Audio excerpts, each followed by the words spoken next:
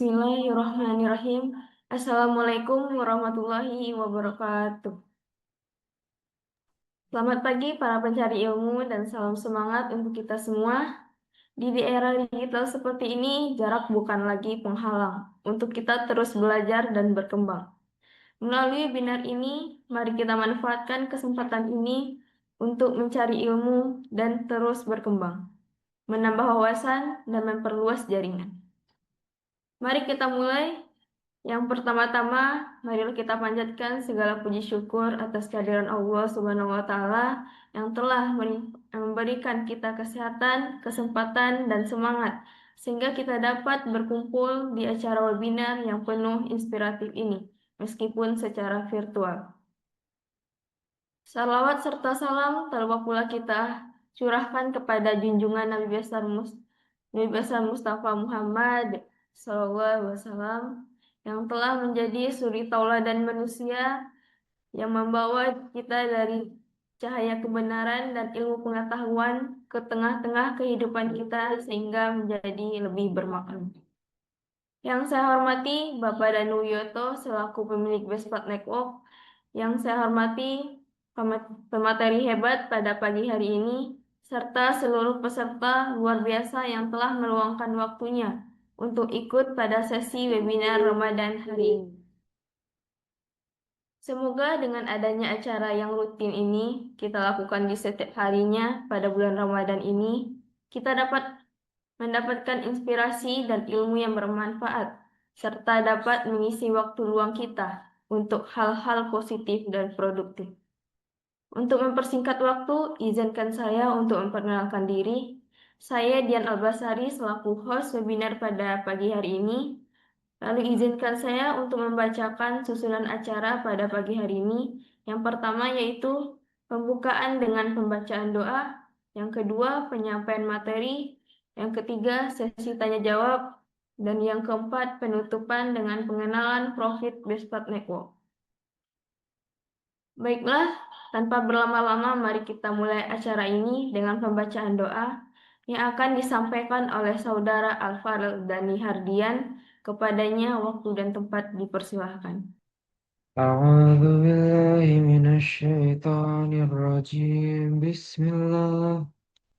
بسم الله الرحمن الرحيم أستغفر الله العظيم الذي لا إله إلا هو الحي القيوم وأتوب إليه Alhamdulillahi Rabbil Alamin. Wassalatu wassalamu ala ashrafil anbiya'i wal mursalin Sayyidina Muhammadin wa ala alihi wa sahbihi ajma'in. Allahumma salli wa sallim Allahumma wa sallim wa barik ala Sayyidina Muhammadin Fatihi lima ughliq wal khatimi lima sabaq wan nasyiril haqqa bil haqq wal hadi ila syiratikal mustaqim sallallahu alaihi wasbihi haqqa qadari wa maqdaril azim. Allahumma Allahumma inna nas'aluka salamatan fid din wa afiyatan fil jasad wa ziyadatan fil mi wa barakata fil rizki wa taubatan wa taubatan qablal maut wa rahmatan indal maut wa wa maghfiratan badal maut. Allahumma hawin alaina fil sakaratil maut wan najatta minan nar wa al afwa indal hisab. Rabbana la tuzigh qulubana ba'da idh hadaitana wa hab lana min ladunka rahmatan innaka antal wahhab. Rabbana atina fid dunya hasanah wa fil akhirati hasanah wa qina adzabannar. Allahumma ya Allah ya Rahman ya Rahim, Zat yang Maha Pengasih dan Penyayang, tidak ada kemudahan kecuali yang Engkau buat mudah. Juga Engkau jadikan sebuah kesulitan jika Engkau hendaki pasti akan menjadi mudah. Mudahkanlah segala urusan kami, semoga Best Pet Network bisa memberikan lebih banyak manfaat bagi seluruh umat. Bisa terus berkarya, tambah maju, tambah sukses, dan jadikanlah jalan yang sedang kami tempuh ini menjadi jalan yang diberkahi dan dirahmati oleh-Mu. Ya Allah, ringankanlah kami dalam sakaratul maut, selamatkanlah kami dari api neraka, dan berikanlah ampunan saat perhitungan amal. Ya Allah, jadikanlah pertemuan kami ini sebagai pertemuan yang penuh rahmat, dan jadikanlah perpisahan kami setelahnya sebagai perpisahan yang terjaga dari dosa. Janganlah Engkau jadikan di antara kami orang yang celaka ataupun terhalang dari rahmat-Mu. Amin. Sekian dari saya. Assalamualaikum warahmatullahi wabarakatuh. Amin, amin ya Rabbal 'Alamin.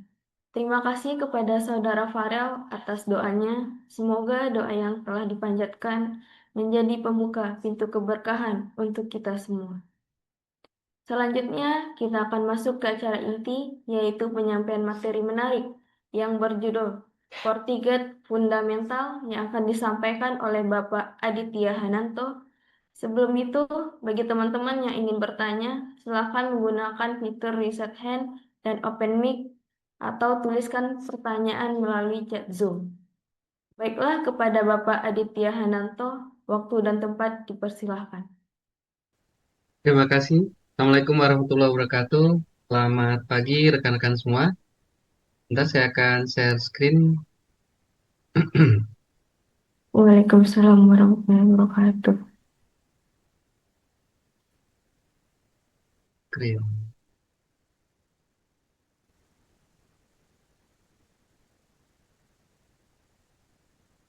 Oke, share screen saya udah kelihatan?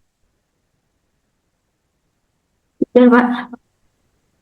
Oke, suara saya juga jelas ya. Oke, baik. Baik, di sini saya mengucapkan terima kasih kepada Bestpet Network yang telah memberi kesempatan kepada saya untuk berbagi mengenai FortiGate ya. Baik, jadi FortiGate ini adalah produk dari Fortinet ya, produk dari Fortinet. Jadi Fortinet itu eh, produsen perangkat jaringan seperti Cisco atau Juniper ya, yang berasal dari Amerika.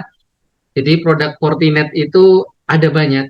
Cuma salah satu produk unggulannya adalah firewall, yaitu Next Generation Firewall atau biasa kita singkat NGFW ya. Nah, kemudian selain FortiGate, ada juga produk untuk logging seperti FortiAnalyzer, kemudian untuk memanage banyak FortiGate yaitu FortiManager. Ya. Nah, tapi pada kesempatan pagi ini kita akan fokus ke FortiGate. Nah, seperti saya sampaikan tadi, FortiGate ini adalah produk dari Fortinet ya, Next Generation Firewall. Nah, nah, di sini kan ada NG-nya, itu ada Next Generation-nya. Nah, kira-kira apa bedanya? Ada yang tahu nggak? Bedanya firewall, firewall tradisional mungkin yang kita kenal dulu ya, seperti Cisco ASA, ya. Jadi nggak ada NG-nya dulu, jadi nggak ada next generation-nya. Jadi cuma firewall aja, atau mungkin kalau sekarang kita sebutnya tradisional firewall, ya. Kalau yang FortiGate ini masuk di next generation firewall. Nah, ada yang tahu nggak apa bedanya next generation firewall sama firewall? Ada yang tahu nggak bedanya? Boleh menjawab pakai chat, boleh juga jawab pakai voice, silakan. Biar nggak ngantuk ya. Biasanya habis sahur kan ngantuk. Ada yang tahu bedanya?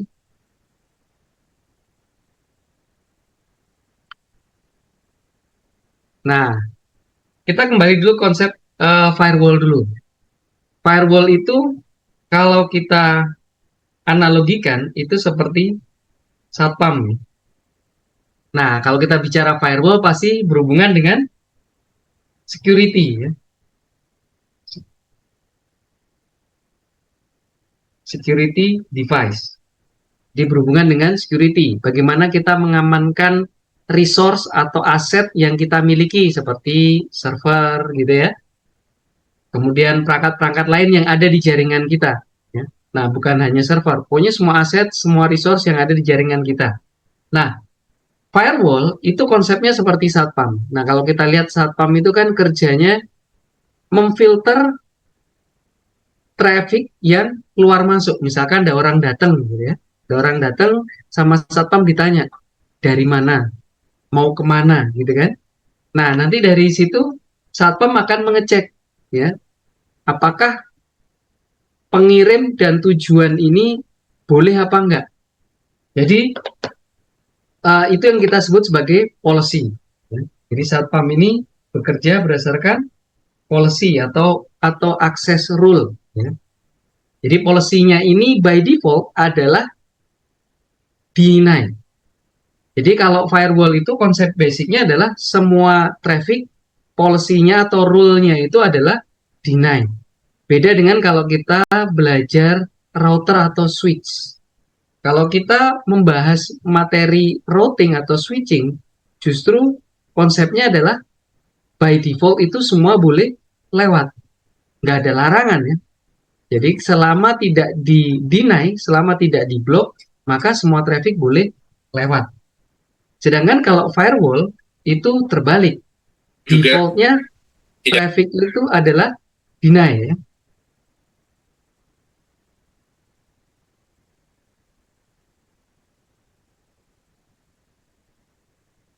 Nah, mungkin bagi yang sudah pernah belajar basic networking, ya, seperti Cisco atau Juniper, nah, kalau di Cisco kita mengenal ada yang namanya ACL, ya, atau kita sebut access list, ACL atau access list. Kalau di Juniper, kita mengenal namanya firewall filter. Nah, itu sama aja ya, hanya beda istilah aja. Kalau di Cisco pakai istilah access list, kalau di Juniper, di router Juniper, ya, istilahnya adalah firewall filter. Intinya adalah untuk membuat policy traffic itu boleh lewat atau enggak. Nah, kalau kita bicara router, seperti saya sampaikan tadi, access list atau firewall filter itu by default tidak aktif, tidak enable. Ya. Jadi kalau ada traffic, ya boleh lewat, gitu ya. Sedangkan kalau pada firewall itu bukan opsional, policy itu by default sudah ada. Ya kita ambil contoh FortiGate lah. Ya ini berlaku untuk firewall yang lain juga. Seperti kalau di Cisco itu Cisco Firepower. Kalau di Juniper itu Juniper SRX ya. Itu produk firewall dari masing-masing vendor. Nah, Cisco Firepower, Fortinet, FortiGate, Juniper SRX itu by default karena mereka adalah firewall punya policy. Defaultnya adalah deny. Jadi kalau kita mengkonfigur firewall apapun, ya pasti basic pertamanya itu sama kayak router, yaitu kita pastikan ada routingnya. Ya. Menuju tujuan dia tahu. Ya. Based on routing table. Ya kalau udah belajar routing, pasti kita udah paham apa itu routing table, bagaimana mengisi routing table, misalkan pakai static routing, pakai dynamic routing gitu ya. Ya. Karena itu basic dari perangkat untuk meneruskan paket. Ya, kalau nggak ada di routing table, misalkan kita kan paling sering ngeping ke 888 misalkan ya untuk ngetes gitu ya. Nah, IP 888 itu ada nggak di routing table? Ya. Oh, kalau ada di routing table akan di forward secara otomatis kalau pada router. Nah, tapi kalau pada firewall ini selain routing table, dia akan ngecek policy. Nah, ini yang sering kelupaan nih kadang kalau kita mengkonfigur firewall. Perasaan di routing table udah ada nih ketujuan, tapi kok traffic nggak lewat ya? Oh iya, ternyata di policy belum kita allow atau kita permit. Ya. Jadi, firewall ini kita biasa tempatkan, kan kalau paling sederhana itu kita taruh paling depan. Connect ke internet, kemudian ini inside. Inside ini ya LAN kita, local area network. Ya user-user ada di situ. Ini yang paling basic ya. Jadi paling basic firewall punya dua kaki. satu kaki ke luar ke internet, sama satu kaki lagi ke inside. Nah, jadi yang pertama kita konfigur routingnya. Jadi gimana caranya firewall ini bisa tahu network yang ada di inside sama network yang ada di internet. Ya, seperti saya sampaikan tadi, ini bisa pakai static atau menggunakan dynamic routing. Dynamic routing seperti OSPF, BGP gitu ya. Nah, router maupun firewall seperti FortiGate itu support routing ini ya, bisa static, bisa dynamic. Yang kedua adalah firewall policy. Jadi kalau pada router kita cukup sampai di routing aja. Jadi kalau routingnya sudah oke, di routing table udah ada, maka traffic dijamin udah bisa lewat ya. Karena tidak ada access list, tidak ada firewall filter by default. Tapi kalau di firewall harus mengkonfigur firewall policy, mana nih yang dipermit. Nah, ini contoh sederhana. Saya pengen user bisa ke internet, maka saya harus allow di sini.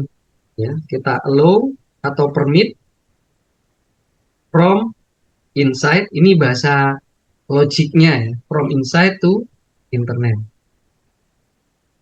Nah, seperti ini.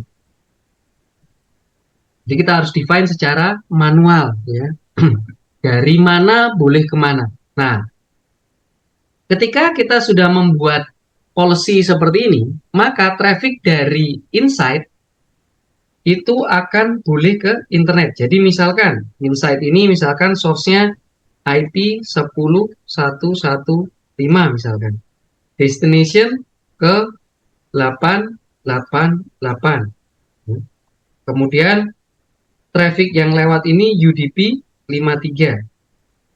Protokolnya UDP, portnya 53. Ada yang tahu nggak UDP 53 itu aplikasi apa?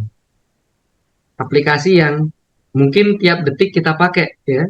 Yaitu adalah DNS ya.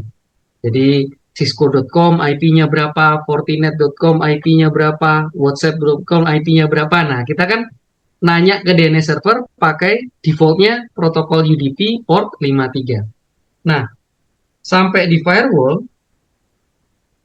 maka dicek routingnya. IP 888 ini ada nggak di routing table? Oh, ada. Ya, itu yang pertama, dicek oleh firewall. Yang kedua, dicek adalah policy-nya. Ini dari IP inside 10.1.1.5, misalkan di sini 10.1.1.0/24. Boleh nggak ke 888 yang ada di kanan di internet? Oh, boleh. Maka oleh firewall akan di forward. Kemudian dicatat sessionnya. Jadi dicatat sessionnya. Di sini ada source, ada destination, ada protokol, ada port number. 10.1.1.5.888 protokol UDP port 53. Nah, ini dicatat oleh si firewall. Nah, ini traffic yang diinitiate oleh user, initiate traffic.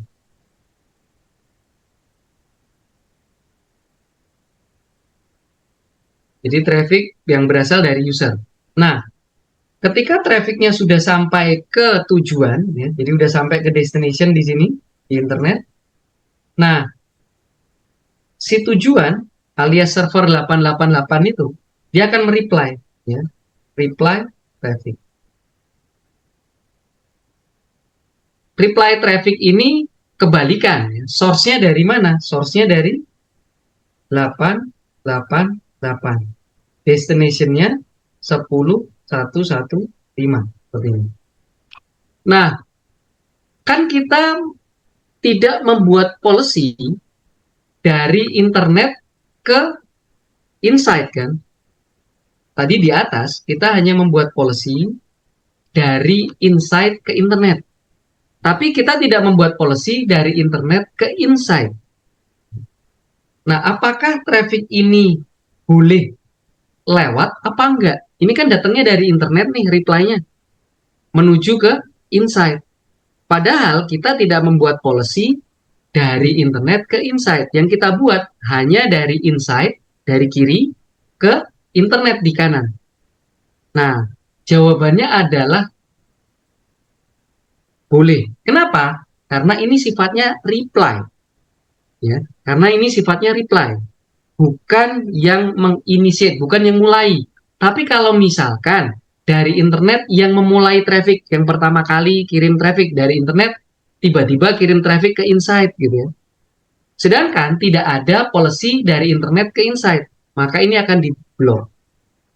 Tapi kalau sifatnya reply, bukan internet yang memulai, ini yang mulai kan dari kiri nih. Yang internet dari kanan ini hanya mereply, maka dia boleh. Itu pun harus dicocokkan dengan session table ini ya. Session table ini kan ada, oh ada nih. Tadi ada yang ngirim dari 10115 ke 888. Kalau reply-nya dari 888 ke 10115 itu artinya reply. Boleh kalau gitu. Nah, jadi kalau kita membuat policy itu tidak harus dua arah ya. Reply traffic itu nggak perlu dibuat polisinya karena otomatis reply traffic itu akan boleh kalau initiate trafficnya boleh atau allow ya. Jadi ini kadang yang salah kaprah, ini konsep basic loh. Karena saya pernah melihat ada FortiGate admin atau firewall admin ya. Dia ketika membuat policy dia bikin dua-duanya ya. Dia maksudnya itu dari insight boleh ke internet dan dia berharap reply-nya itu boleh dari internet. Maka dia buatin dua-duanya. Jadi dia buat dua policy. Dari insight ke internet boleh, dari internet ke insight boleh juga. Padahal nggak perlu. Ya. Reply traffic itu nggak perlu dibuatin policy karena by default reply traffic itu boleh. Selama initiate traffic-nya itu boleh. Jadi yang penting itu adalah allow initiate traffic. Reply itu otomatis akan boleh. Oke. Nah, jadi ini konsep basic dari semua firewall. Jadi dari pertama kali firewall brojol itu, pertama kali firewall lahir, itu basicnya firewall policy ini. Ya. Jadi kalau tadi pertanyaan pertama tadi apa bedanya next generation firewall sama firewall? Itu belum menjawab ya. Ini yang saya tunjukkan adalah persamaannya. Jadi firewall tradisional maupun firewall yang disebut next generation, itu persamaannya di sini. Yaitu sama-sama punya firewall policy. Yaitu mengecek initiate traffic dan membolehkan reply traffic. Ya selama initiate-nya boleh. Kalau initiate-nya aja udah diblok, ya pasti reply-nya nggak ada ya. Karena initiate-nya aja udah keblok kan nggak mungkin ada reply. Ya. Oke.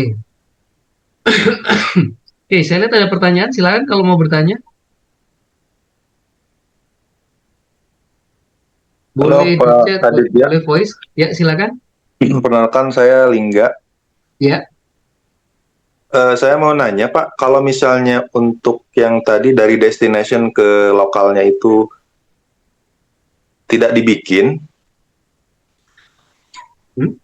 eh, berarti kan kalau replay otomatis bisa gitu ya, maksudnya lewat lah, bisa lewat trafficnya.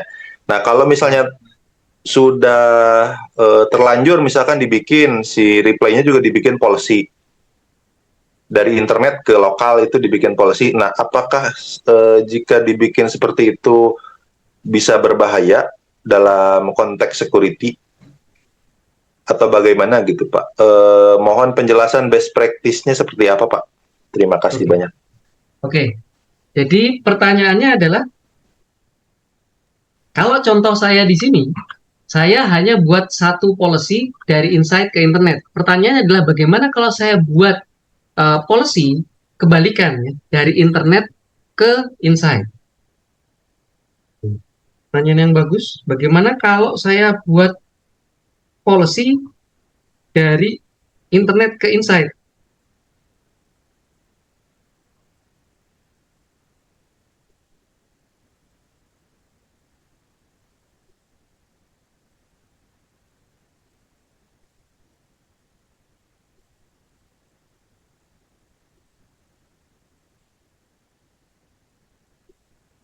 Bagaimana kalau kita membuat policy dari internet ke insight? Apakah berpengaruh dengan security? Oke. Nah, kita lihat bedanya yang di atas ini. Kalau yang di atas ini, initiate traffic-nya dari kiri mau ke kanan, ke internet. Ya. Kemudian dari kanan kirim reply. Reply-nya akan dicek oleh firewall. Karena by default kita nggak bikin policy kan dari kanan ke kiri. Nah, ketika dicek reply, reply-nya dari mana? Dari 88 ke 10115. Apakah di session table itu ada initiate dari 10115 ke 888? Oh, ada. Artinya ini reply. Kalau gitu boleh. Nah, tapi kalau misalkan tidak ada initiate traffic dari kiri, nggak ada initiate traffic dari kiri, tiba-tiba dari kanan nih, dari kanan kirim initiate traffic ke inside, maka oleh firewall itu akan diblok. Kenapa? Karena di firewall kita nggak bikin policy dari internet ke inside. Tapi kalau yang di bawah ini, misalkan dari kanan ada source, ya anggaplah IP-nya misalkan 45678, destination ke 10115, gitu ya. Nah, si firewall melihat ini source-nya dari internet, dari kanan. 45678 ke tujuan 10115. Oh, boleh nih. Ya. Walaupun ini bukan reply, ini initiate traffic.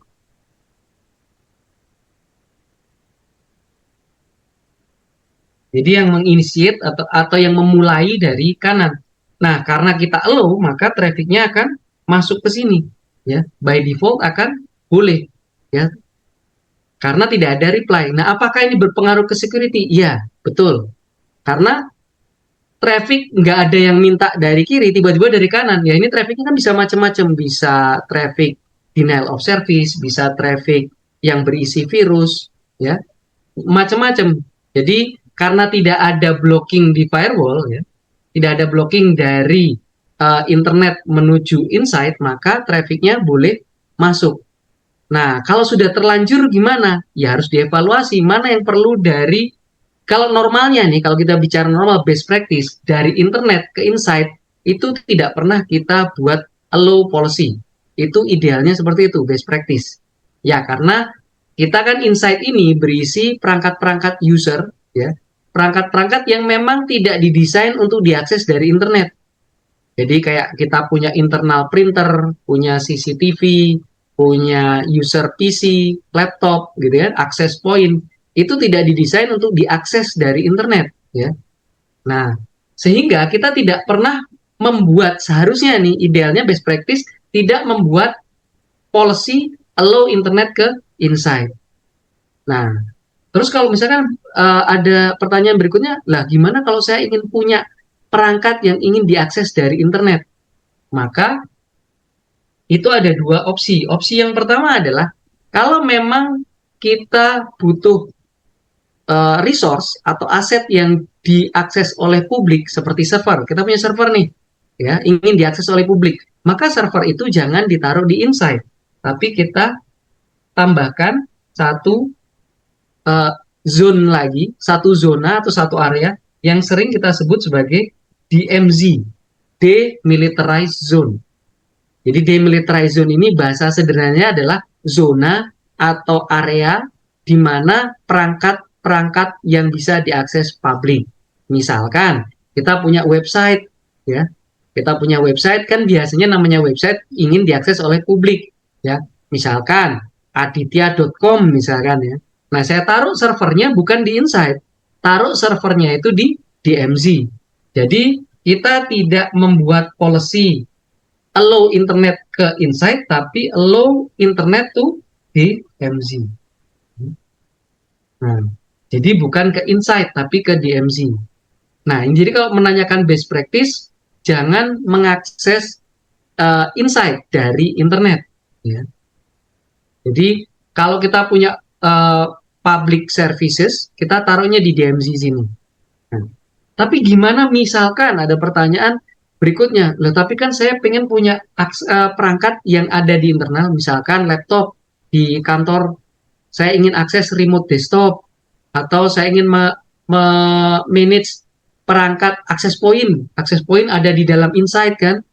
Terus saya pengen ngecek akses pointnya itu masih nyala apa enggak. Terus saya mau ubah konfigurasinya dari rumah. Nah, itu menggunakan VPN. Jadi nggak langsung dari internet langsung ke dalam ke Insight. Jadi di firewall ini kita aktifkan VPN server. VPN server yang populer menggunakan SSL VPN protokolnya atau menggunakan IPsec. Nah,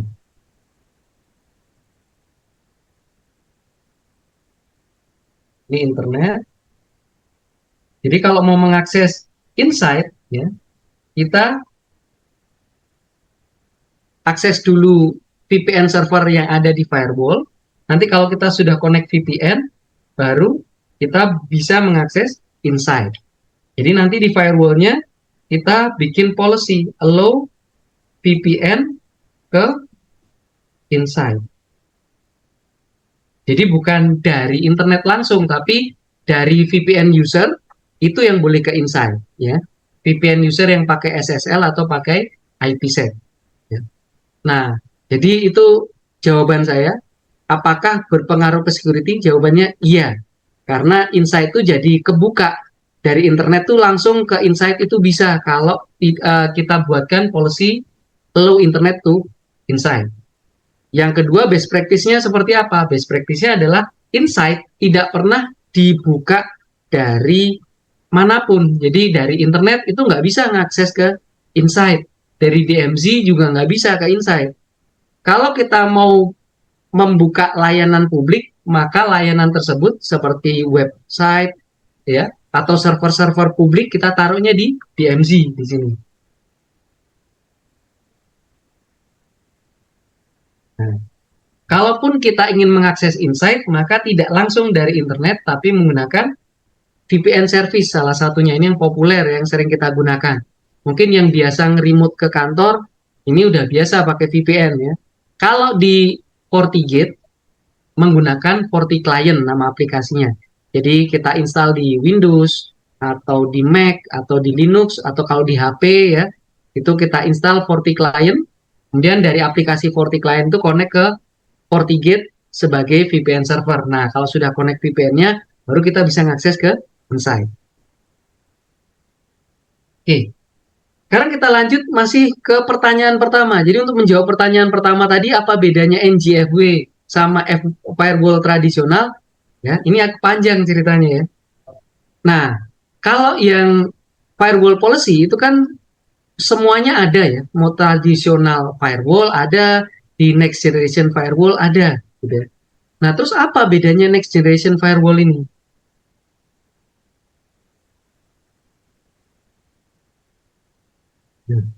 Next generation firewall itu menambahkan fitur atau security profile yang berbeda dengan tradisional firewall. Contoh sederhana adalah antivirus. Ya. Nah, kalau biasanya kita familiar itu dengan endpoint antivirus kan, kita install antivirus di server, ya, kita install antivirus di laptop gitu kan, seperti Windows Defender, Kaspersky, kemudian apalagi Trend Micro dan sebagainya. Kita install di laptop di server. Nah, jadi tradisional firewall tidak punya fitur antivirus. Jadi antivirus itu diserahkan kepada endpoint-nya. Jadi di Windows-nya ya, atau di OS-nya lah, di endpoint-nya kita install antivirus. Nah, tapi kalau next generation firewall itu bisa menambahkan security untuk semua traffic yang lewat. Jadi kalau misalkan endpoint tidak punya antivirus, ya paling nggak terbantu dengan firewall ini, dengan FortiGate. Karena di FortiGate-nya juga ada antivirus. Ya. Nah, apakah kalau gitu saya nggak perlu install antivirus di laptop saya atau di server saya? Kan di FortiGate udah ada antivirus. Oh, enggak. Jadi kalau kita bicara security, itu berlapis-lapis. Jadi kalau bisa dua-duanya, kenapa harus salah satu? Jadi kalau di FortiGate-nya ada antivirus, maka sebaiknya tetap di server dan di laptopnya ada antivirus juga, ya. Nah, itu namanya pertahanan berlapis, ya. Jadi itu ada konsep seperti kupas bawang kalau di security, ya. Ya. Onion gitu ya. Kalau kita ngeliat kupas bawang itu kan nggak cuma satu layer, ya. Jadi minimal 2 layer kalau security. Jadi antivirus di port firewall-nya dan antivirus di endpoint-nya juga. Nah, ini perbedaan yang pertama, antivirus. Kemudian yang kedua adalah semua traffic kita sekarang, ya hampir semua ya, tidak 100%, tapi hampir 100%, semua traffic yang kita kirim itu terenkripsi ya, encrypted. Kita pakai HTTPS, udah jarang kan pakai HTTP. Ya, kalau HTTP sama HTTPS itu secara basic kan sama. Ketika kita buka website pakai HTTP sama HTTPS ya tampilannya sama ya. Kita buka detik.com pakai HTTP sama HTTPS ya tampilan detik.com-nya sama. Tapi perbedaannya adalah kalau HTTP itu semua traffic yang kita kirim nggak ada enkripsinya. Jadi apa yang kita kirim itu plain text. Ya, kalau misalkan kita baca berita, kita baca email, itu kita nulis halo apa kabar atau berita, itu kelihatan kita baca berita tentang apa itu kelihatan kalau HTTP. Ya. Atau kita nge-remote perangkat dulu kita pakai telnet atau kalau pakai GUI itu HTTP. Maka ketika kita masukkan password, username password lewat telnet atau HTTP, itu ya plain text gitu aja, ya. Jadi kalau disadap di tengah jalan ya kelihatan username passwordnya. Tapi kalau sekarang kan kita pakai HTTPS, ya. Kalau nggak pakai HTTPS, biasanya browser itu ngeluarin warning not secure. Bahkan HTTPS pun bisa keluar warning, ya. Misalkan sertifikatnya tidak valid. Ya, mungkin di lain kesempatan saya akan bahas mengenai apa hubungannya HTTPS sama sertifikat. Tapi intinya adalah kalau kita menggunakan HTTPS, HTTP secure ya.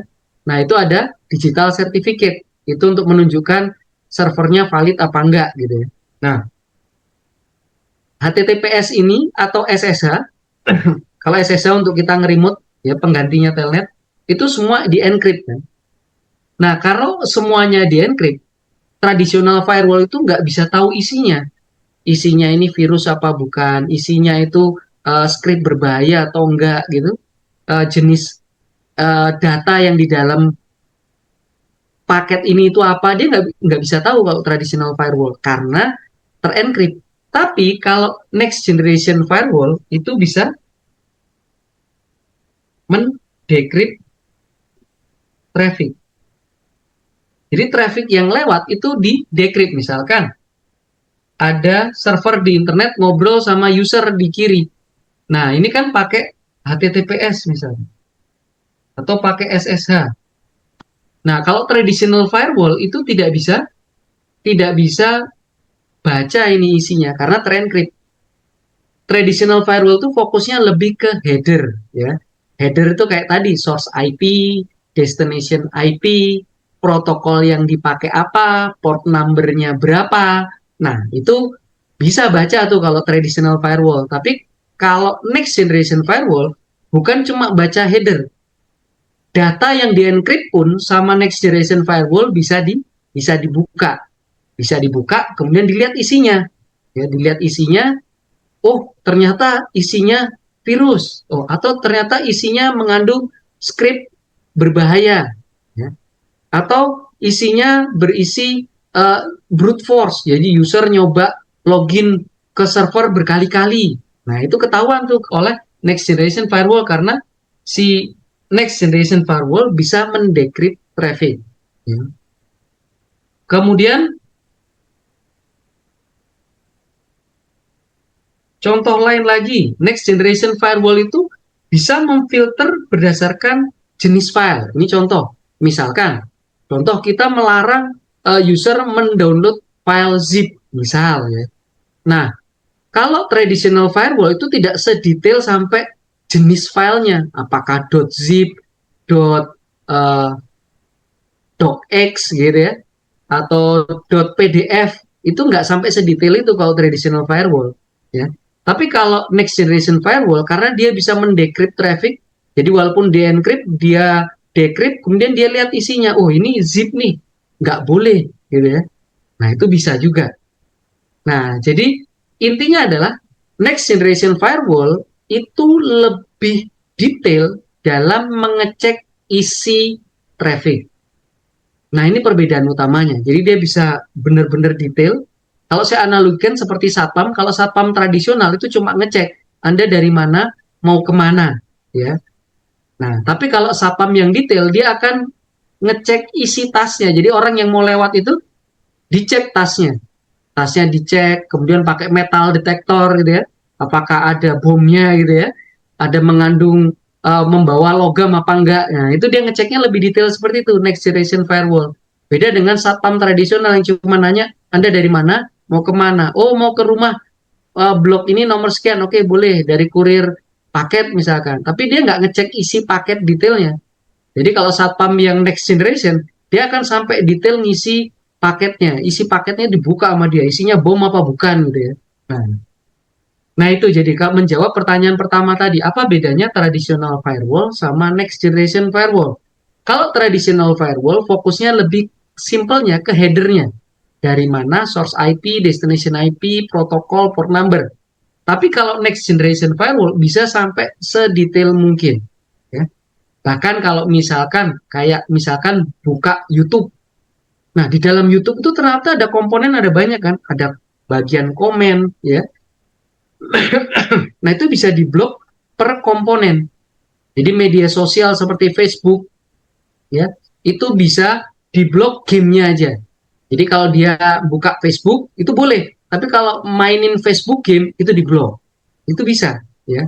Jadi sampai sedetail itu kalau pada next generation firewall. Itu contoh dari application control ya. Jadi aplikasi apa yang lewat? Oh, Facebook nih. Facebook lewat.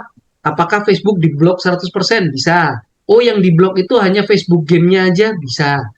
Atau Facebook komen diblok? Bisa. Ya. Jadi itu saking detailnya. Jadi dia bisa baca uh, isi dari data, kemudian dia bisa menggeblok secara spesifik. Tidak misalkan yang sederhana kan dia ngeblok IP-nya Facebook, udah keblok semua tuh Facebook. Tapi kalau application control bisa spesifik, yang diblok misalkan hanya gamenya aja, Facebook game. Tapi kalau Facebook komen silakan ya, baca status silakan. Oke, jadi itu basic dari FortiGate. Jadi FortiGate itu next generation firewall, di mana dia bisa melakukan pengecekan data secara detail seperti ini. Oke, sekarang saya akan demokan sedikit mengenai gimana cara mengkonfigur FortiGate. Nah, di sini saya menggunakan Pinet Lab. Ya. Jadi sebenarnya konsepnya sama sih seperti kita menggunakan ifng atau JNS3 ya. Nah, itu sama ya. Nah, cuman di sini saya menggunakan Pinet Lab ya. Nah, ini saya punya topologi sederhana. Nah, saya buat lebih sederhana.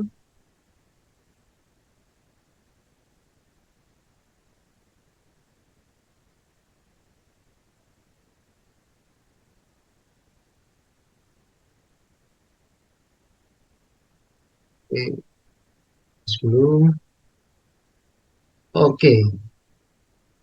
Ke internet pakai port 2. Nah, di sini saya punya dua FortiGate ya. Tapi di sini saya hanya akan aktifkan satu untuk demo ini. Jadi di sini saya menunjukkan saya punya dua FortiGate. Kenapa kok ada dua?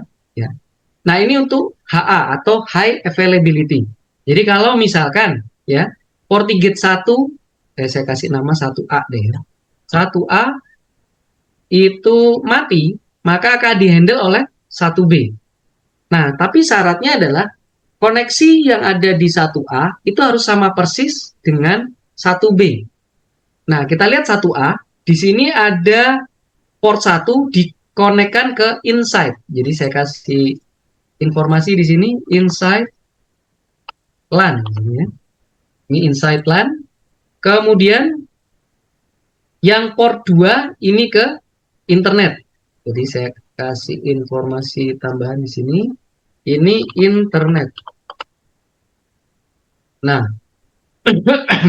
kemudian yang ke kanan port 3 ini yang saya sebut tadi adalah DMZ, ya. DMZ. Demilitarized Zone, di mana saya punya public server. Nah, di sini 1B belum punya, kalau gitu saya tarik di sini 1B. Menggunakan port yang sama, port 3. Nah, di sini. Jadi FortiGate 1A dan FortiGate 1B itu topologinya harus sama persis. Jadi kalau 1A pakai 3 port, port 1, port 2, dan port 3 untuk connect ke inside, internet, dan ke DMZ, maka 1B juga sama. Ya. Oke, sekarang saya nyalakan 1A.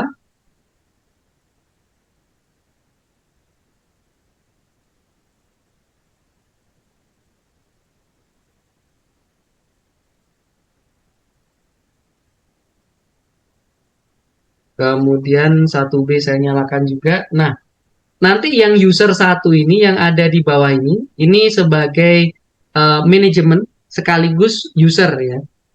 Jadi untuk menyederhanakan topologi dan supaya nggak kebanyakan perangkat ya. Jadi di sini satu PC sebagai manajemen ya dan sebagai user. Oke, sekarang kita lihat FortiGate 1A masih booting.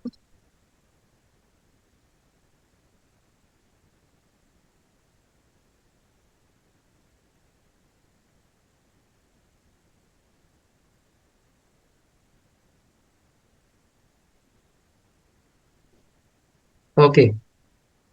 Jadi FortiGate 1A sudah masuk, kita lihat FortiGate 1B juga sudah selesai booting maksudnya. Kita belum login, belum masuk. Kemudian FortiGate ad manajemennya ya. User 1 ini untuk manage FortiGate-nya. Jadi kita menggunakan browser ya, browser apapun. Contoh di sini kita menggunakan Google Chrome. Nah, yang pertama kita login dulu. By default, kalau di FortiGate itu ada username admin. Ya. Passwordnya kosong, jadi kita enter aja. Nah, ini biasanya bagi yang pertama kali belajar FortiGate, itu langsung bingung. Kenapa? Bingung loginnya. Pertama dia ketik admin. Biasanya kalau username-nya admin kan passwordnya admin juga tuh. Ya. Nah, pasti gagal. Dan biasanya nanya di grup, ini kok saya coba admin-admin kok gagal ya? Kan biasanya kayak TP-Link kayak gitu-gitu kan admin-admin tuh. Nah, ternyata passwordnya itu kosong. Jadi enter aja passwordnya. Nah, baru di sini kita disuruh masukkan password. Ya, biar gampang kita pakai password admin 123. Admin 123 gitu ya. Nah, kita sudah masuk ke dalam FortiGate-nya. Nah, sama seperti kalau kita belajar CLI, Command Line Interface di Cisco atau Juniper, di FortiGate itu sama ada help mode ya, tanda tanya. Ya, kalau kita ketik tanda tanya, itu langsung muncul komen yang bisa kita masukkan ya. Nah, di sini ada config get show ya. Nah, misalkan saya mau lihat konfigurasi ya. Melihat konfigurasi, coba show tanda tanya. Nah, di sini ada show full configuration. Nah, seperti biasa juga kita bisa pakai autocomplete. Jadi kalau misalkan kita ngetik show full, ya terus tekan tab, seperti pada Linux atau pada Cisco atau Juniper, nanti otomatis autocomplete jadi full configuration. Jadi nggak perlu ngetik show full configuration itu secara komplit ya, ngetik manual. Ya, tekan tab ya. Jadi ketik huruf pertama awal-awalnya aja, misalkan full aja, kemudian tekan tab, dia akan autocomplete. Ya, nah, kemudian atas bawah juga bisa ya. Jadi tadi kalau kita tekan atas ya otomatis komen yang kita masukkan tadi muncul lagi ya. Nah ini, nah ini komennya banyak. Nah mungkin kalau pertama kali ngelihat, ini komennya panjang banget, beda sama router ya. Kalau router itu ketika kita pertama kali nyalain, kita booting, terus kita show configuration-nya. Kalau di Cisco show run gitu ya, atau kalau di Juniper show config, itu kan biasanya nggak sepanjang ini. Ya. Oh ini panjang banget ya. Kita tekan spacebar aja nggak kelar-kelar ini. Nah, itu nggak perlu terintimidasi, nggak perlu panik. Kayaknya rumit banget nih config-nya ya. Ya, karena nanti kita config-nya itu lebih banyak menggunakan GUI ya. Command line interface ini hanya untuk basic aja ya, basic supaya bisa dikonfig lewat GUI. Oke. Nah, di sini ada show sama ada get. Apa bedanya show sama get? Bedanya gini. Show system interface ya. SYS ini singkatan dari sistem. Jadi saya show system interface. Show itu melihat config-nya. Jadi kalau di FortiGate itu, kalau untuk config kita harus masuk hierarkinya dulu, config system interface. Ini contoh ya, kita nyeting interface. Config system interface ya. Baru nanti kita edit port 1, edit port 2 dan seterusnya ya. Ini cara ngonfignya. Jadi itu kalau show melihat cara ngonfignya seperti apa. Jadi kalau kita mau ngonfig ya masuk config system interface, kemudian edit port 1 dan seterusnya. Nah, kalau kita bandingkan dengan get. Coba kita bandingkan dengan get system interface. Nah, beda ya. Kalau get itu yang kita lihat adalah statistik sesuatu. Contoh, barusan kita get interface, maka yang kita dapat adalah statistiknya tentang interface. Interface ini IP-nya berapa yang sudah disetting, statusnya up apa down gitu ya. Tapi kalau show, itu yang muncul adalah config-nya. Jadi show system interface, maka yang muncul adalah comment config-nya. Ya, seperti show run lah kalau di Cisco. Ya. Tapi kalau get, itu bukan komennya yang muncul, tapi yang muncul adalah statistik atau info tentang sesuatu. Contoh di sini adalah info tentang interface-nya. Jadi interface-nya udah ada IP-nya apa belum, statusnya up atau down gitu ya. Kemudian yang biasa kita show juga, kalau di Cisco kan ada show version, di Juniper juga ada show version. Kalau di sini get system status. Jadi kita bisa lihat ini saya pakai perangkat apa sih? Ya, misalkan kita nggak yakin ini FortiGate atau FortiAnalyzer atau FortiManager gitu ya. Nah, kita bisa lihat get system status. Ini sama dengan show version kalau di Cisco atau di Juniper. Nah, nanti akan kelihatan kita pakai FortiGate versi 7.2.0 dan bentuknya VM. Nah, perangkat-perangkat sekarang ini kan sekarang jualannya tidak cuma hardware appliance ya. Kalau dulu mungkin kita kalau beli perangkat seperti router, switch, kemudian firewall, itu bentuknya hardware appliance. Fisiknya itu ada. Nah, tapi kalau sekarang, karena sudah zamannya cloud, ya, semuanya bisa dikatakan dijual dalam bentuk VM juga. Jadi, kalau kita nyari router, seperti Juniper MX, itu ada virtualnya, VMX, ya. Kemudian FortiGate, kita temukan juga VM seperti ini, ya. VM yang kita bisa deploy di atas VMware, di atas cloud ya, seperti di Azure, di AWS atau di Google Cloud gitu ya. Kan nggak mungkin kita punya server di Google Cloud terus kita mau pasang FortiGate fisik gitu di data centernya Google, kan nggak boleh ya. Jadi kita pengen punya firewall gimana ya? Kita firewallnya VM juga, virtual appliance ya. Nah, versi OS-nya. Jadi kalau di Cisco nama OS-nya kan iOS. Kalau di Juniper nama OS-nya Junos. Kalau di Forti itu nama OS-nya adalah Forti OS. Ya simple ya. Ya Junos itu punya Juniper, kalau Forti OS. Nah, versi yang sekarang itu versi 7.6. Nah, yang saya pakai 7.2. Kok kenapa nggak pakai 7.6? Nah, jawabannya adalah karena 7.2.0 ini lisensinya itu simple. Ya, kita cuma perlu download FortiOS-nya, terus kita nyalakan di VNetLab, IfNG atau JNS3, itu otomatis dapat license 15 hari. Ya, kita bisa lihat di sini evaluation license sekarang tanggal 7 ya. Sekarang tanggal 7, dia akan expire tanggal 21 ya.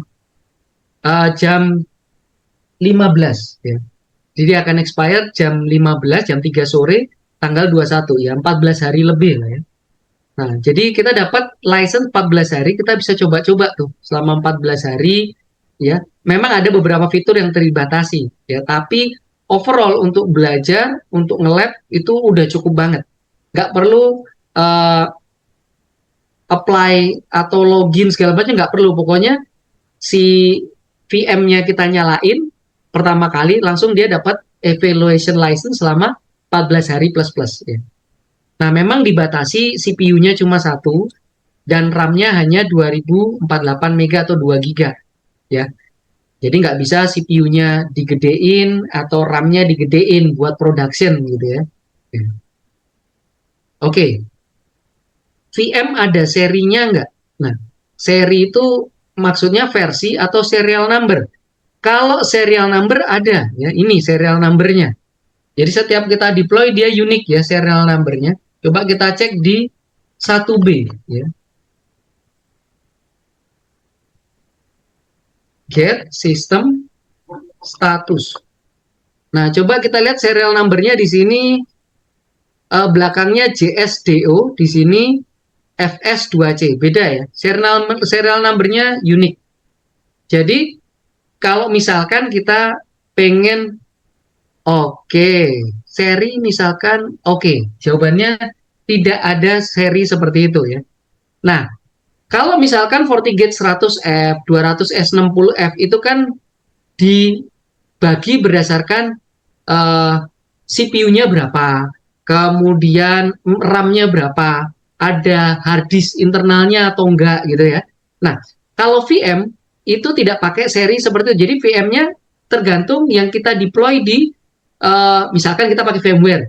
Di VMware kan kita bisa terserah kita mau CPU-nya 4, mau CPU-nya 8, RAM-nya mau 16 GB, mau 32 GB itu bebas ya. Jadi secara kemampuan itu sama selama versi FortiOS-nya sama ya. Jadi misalkan kita pakai FortiGate 100 ya, yang fisik pakai 720 ya. Kemudian di VM kita pakai 720 juga. Maka itu akan menggunakan fitur yang sama ya karena FortiOS-nya sama. Tapi kemampuannya berbeda tergantung di VMware-nya atau di VM-nya kita kasih CPU dan RAM berapa ya. Nah, jadi bedanya itu hanya di apa namanya? Bedanya itu hanya di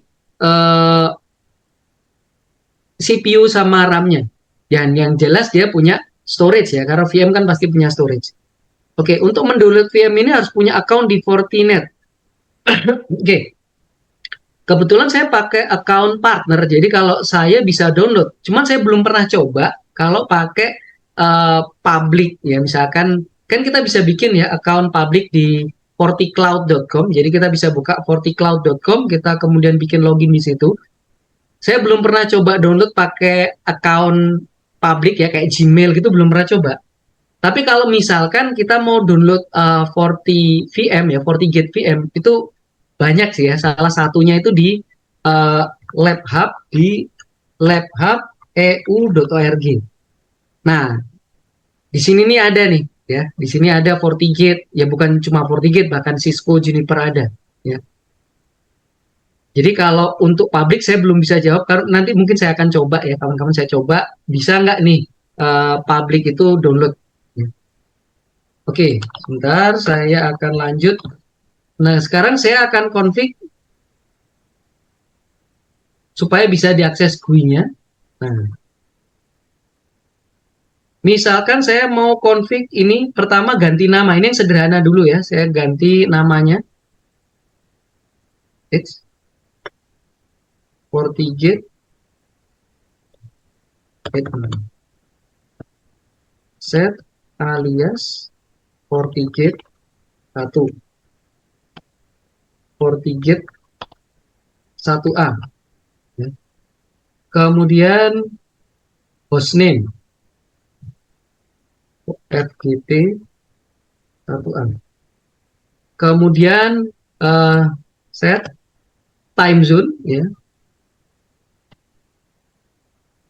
Time zone di sini, nah 53, 57, 60 itu kita nggak perlu apalin ya. Kita tanda tanya aja di sini. Nah, saya kan kebetulan lokasinya di waktu Indonesia Barat itu GMT plus 7. Jadi saya pilih 53. Ya.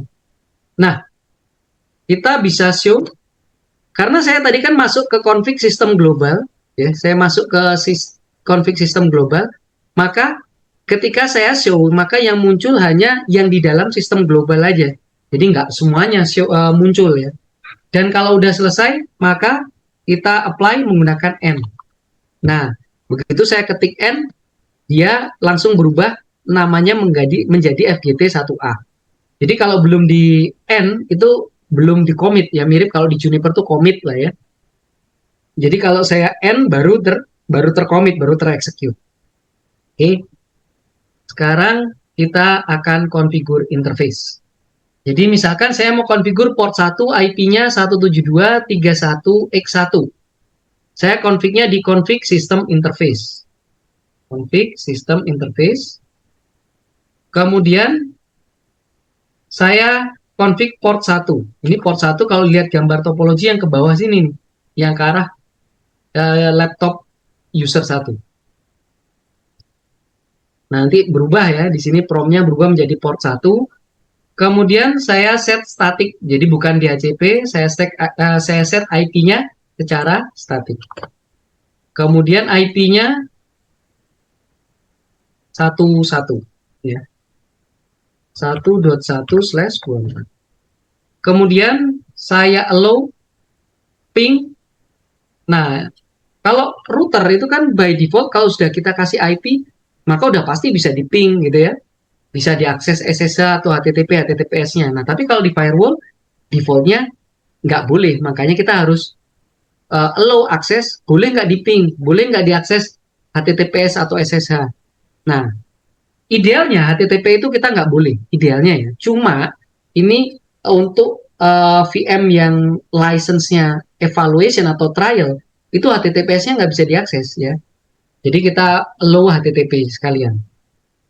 Oke.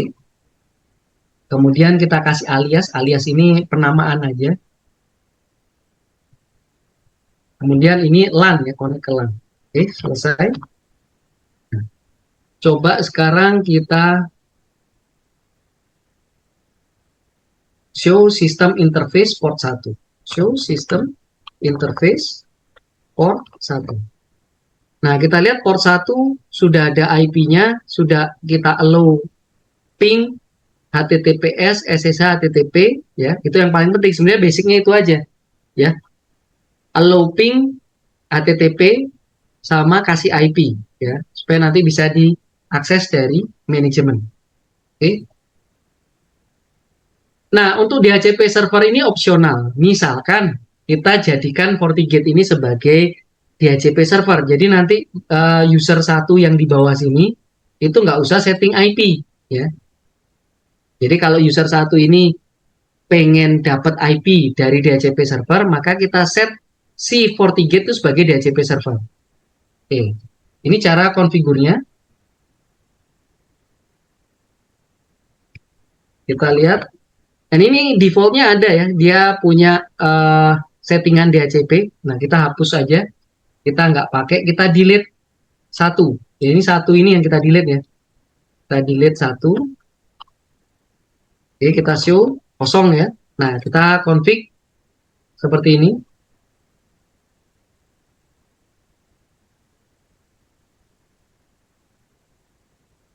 Edit 1, kemudian set DNS service lokal, set NTP service lokal. Ini maksudnya apa? Maksudnya klien itu bisa nanya ke FortiGate sebagai DNS server. Jadi FortiGate ini bisa jadi DHCP server, bisa juga jadi DNS server, ya. Kemudian NTP server juga bisa. Jadi kalau misalkan klien nanya sekarang jam berapa gitu ya, nanti si FortiGate bisa jawab sekarang jam sekian gitu ya. Ini opsional juga. Jadi di sini saya set FortiGate sebagai DHCP server, DNS server, dan NTP server. Ini opsional.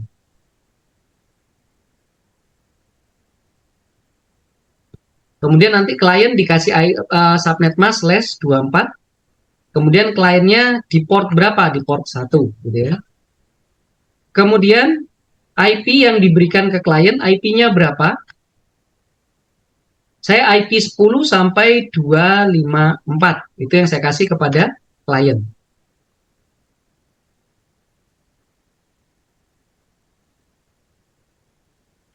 IP 10 sampai terakhir IP 254. Oke. Oke, selesai. Nah, sekarang coba kita nyalakan kliennya.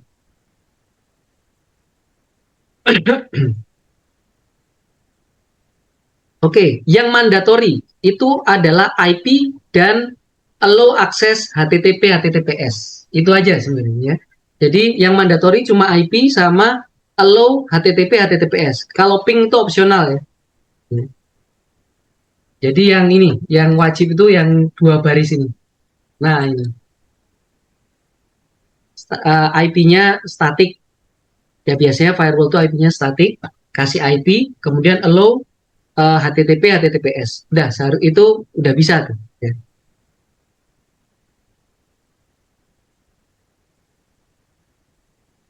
Sekarang kita coba lihat si klien dapat IP nggak? Ini dapat ya, 172.31.110. Ya, ini dapat dari si FortiGate. Kan tadi kita set DHCP-nya mulai dari IP 10 sampai 254. Jadi klien pertama dapat IP 10. Kita coba ping FortiGate-nya. 1. Nah, 10 itu diri sendiri. Oke. IP 1 udah bisa. Sudah bisa kita ping. Sekarang kita buka pakai Google Chrome. 172.31.1. Nah, tadi username-nya admin 123. Kita login.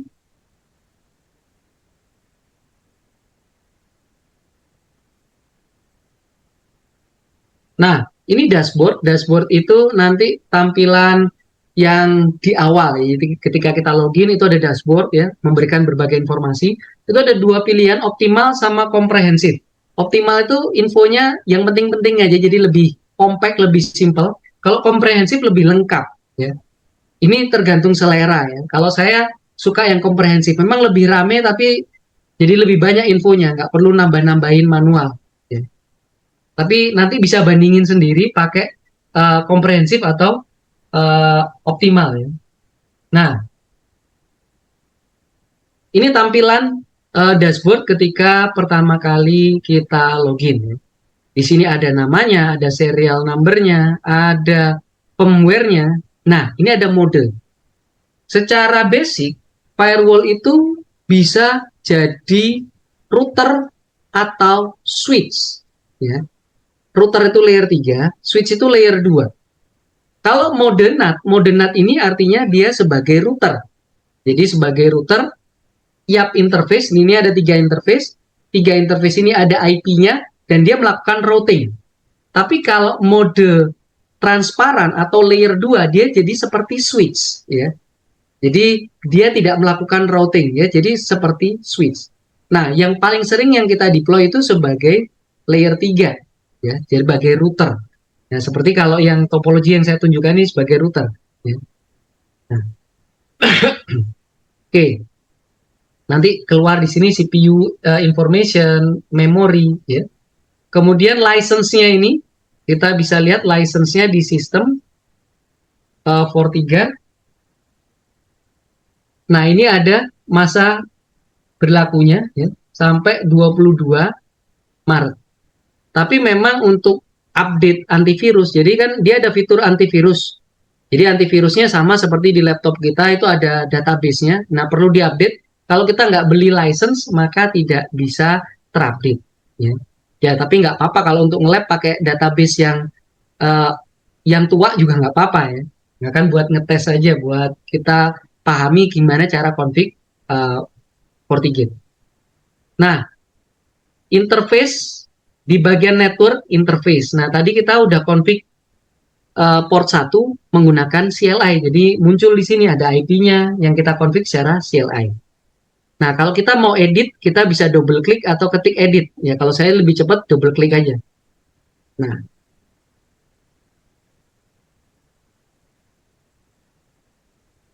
Nah, ini muncul ya.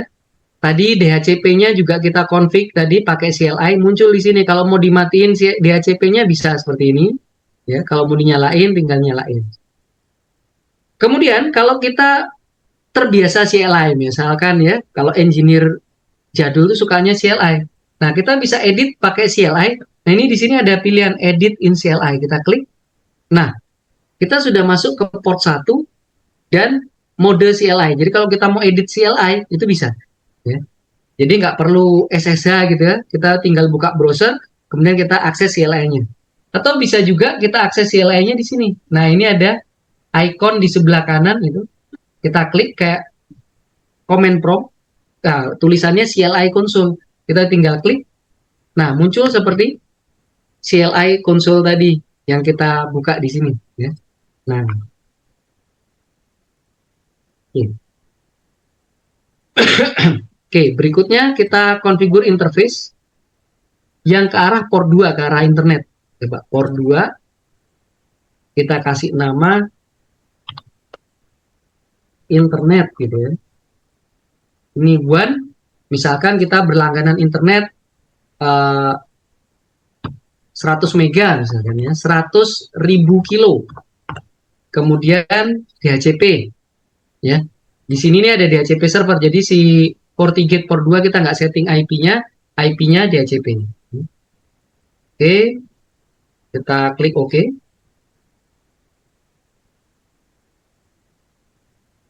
Kemudian port 3 ini ke DMZ. Role-nya DMZ. IP-nya 172.16.1. Jadi kita masukkan di sini 172.16.11/24. Oke, kita oke. Nah, di sini tadi port 2 kan DHCP. Nah, ini udah dapat dari DHCP. Kita coba tes ping ya ke internet. Execute ping 888. Nah, ternyata sudah bisa ya. Coba kita trace route.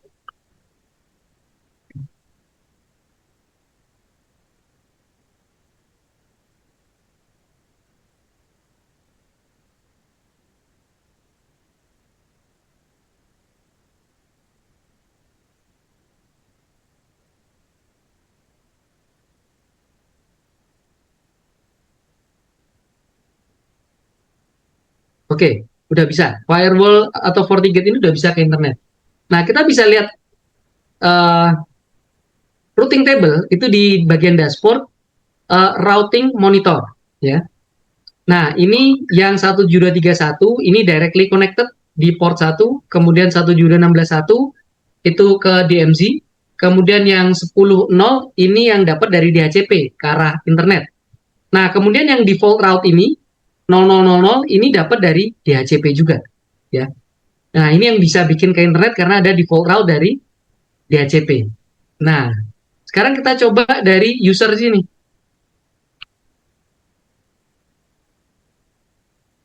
Ternyata dia tidak bisa ke internet. Kenapa? Karena belum ada firewall policy. Kita lihat di sini firewall policy-nya. Routing monitor, ya, routing monitor itu routing table tergenerate otomatis, betul. Ya, jadi routing table itu kan paling basic itu adalah connected ya, directly connected. Kalau ada interface, ada IP-nya, maka otomatis di routing table akan muncul yang connected. Ya. Kalau default route yang 0000/0 itu tergantung, kita bisa dapat dari DHCP, bisa static, bisa dari dynamic routing. Nah, kita lihat firewall policy di sini implicit deny ya, jadi pasti keblok semua karena nggak ada yang permit di sini. Jadi user ke internet pun pasti akan keblok. Maka kita buat policy baru. Jadi dari inside kasih nama ke internet. Ini nama aja ya. Incoming dari inside outgoing kemana? Ke internet. Source. Nah, source ini kita pengen IP spesifik, maka kita buat objek namanya address objek. Kita create dulu address objeknya. Misalkan LAN IP 172.3110 172.3110/24. Oke. Jadi source-nya dari 172.3110. Kalau kita taruh kursornya di sini, nanti ada informasi IP-nya berapa, subnet sekian. Destination ke internet, kita tidak batasi, IP berapapun di internet. Kemudian schedule always, ya, kapanpun, mau jam berapapun boleh, ya. Service, nah service di sini ini bisa spesifik, misalkan HTTP, HTTPS, FTP, ya. Tapi kalau misalkan all, oke, boleh FTP, DNS, ping, semuanya boleh, maka kita pilih all. Kemudian NAT. Nah, user itu kan pakai IP private. Pakai IP private itu nggak bisa ke internet. Ya, maka kita membutuhkan NAT. Jadi NAT ini mengubah IP-nya user menjadi IP yang ada di FortiGate, IP public yang dimiliki oleh FortiGate. Ya. Maka kita aktifkan NAT-nya di sini dan ditranslate ke IP outgoing. Outgoing-nya mana? Ini port 2. Jadi IP-nya user nanti akan ditranslate ke IP yang ada di port 2. Ya, ceritanya IP port 2 ini kan udah dikenali oleh internet ya. Maka semua IP user ditranslate ke IP port 2. Oke. Kemudian kita bisa log. Nah, log ini bisa all session, bisa security event. Kalau all session, ya. Jadi all session itu artinya walaupun bukan berhubungan dengan security, misalkan, oh ada virus nih, baru keluar log, enggak. Jadi semua session, jadi misalkan di allow pun normal-normal aja di log, dicatat. Kalau untuk lab, nggak apa-apa, pilih all session, ya. Paling nggak kan kelihatan, oh trafficnya lewat nih, gitu ya. Tapi kalau untuk best practice, sebaiknya security event aja. Jadi kalau misalkan di-block karena policy, atau di-block karena virus, atau karena file types-nya kita block, misalkan PDF kita block. Nah, ketika PDF ke-block, baru dia di-lock. Nah, jadi kalau di best practice, sebaiknya pakai security event aja, jangan all session. Itu nanti log-nya kebanyakan. So. Oke, kita klik OK. Nah, sekarang kita coba lagi.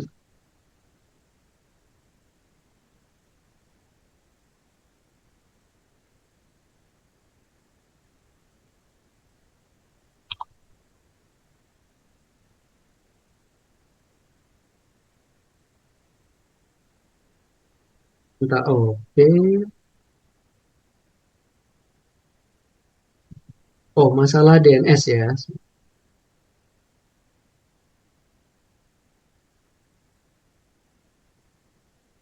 Oke, tadi itu masalahnya adalah saya set FortiGate sebagai DNS server, tapi saya belum setting DNS-nya. Lupa ini. Bentar. DNS. Nah, ini.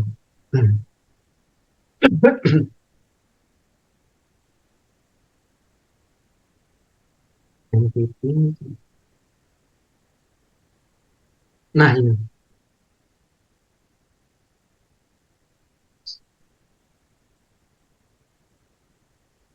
Oke, saya setting dulu DNS-nya di FortiGate.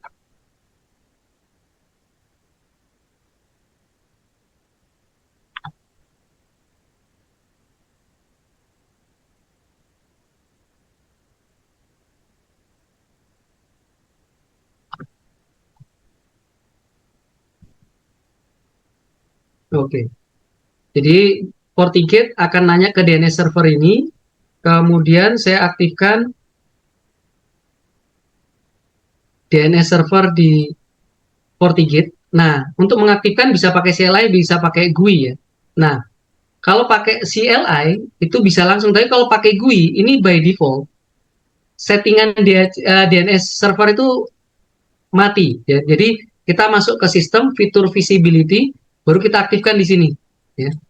Jadi by default itu tidak semua uh, opsi itu muncul di GUI-nya. Jadi ada yang disembunyikan. Jadi kalau melihat misalkan kita cari, kok ini settingan ini nggak ada ya.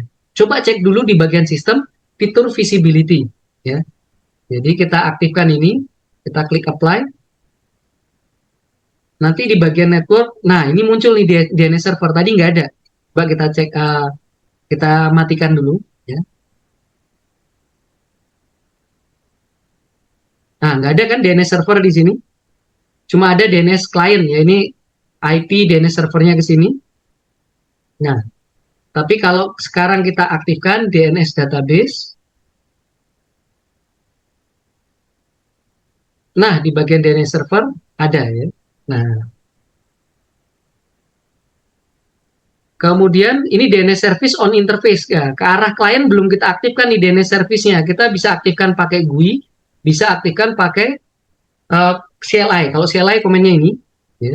Kalau pakai GUI, kita create port 1 rekursif. Kita create port 1 yang ke arah klien, kemudian rekursif. Rekursif itu artinya kalau dia nggak tahu, dia akan nanya ke DNS server di internet. Jadi misalkan nih klien nanya cisco.com, by default FortiGate tuh nggak tahu cisco.com itu IP-nya berapa.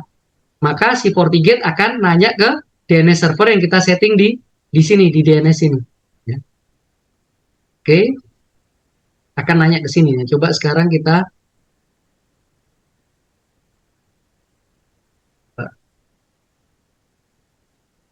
ns lookup, oke, it's ternyata belum.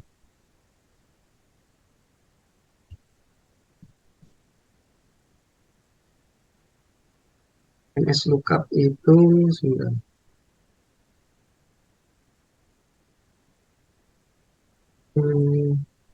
Terlupa. ns lookup itu sebentar, atau saya ping aja, ping detik.com.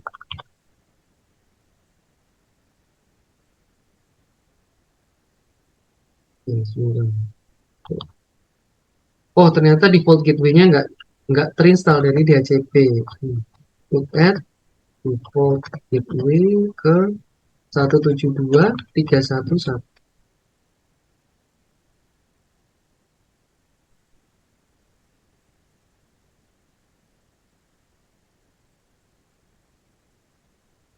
Oke, ini udah. Nah, kebuka ya. Oke, sudah kebuka. Nah, sekarang kita lihat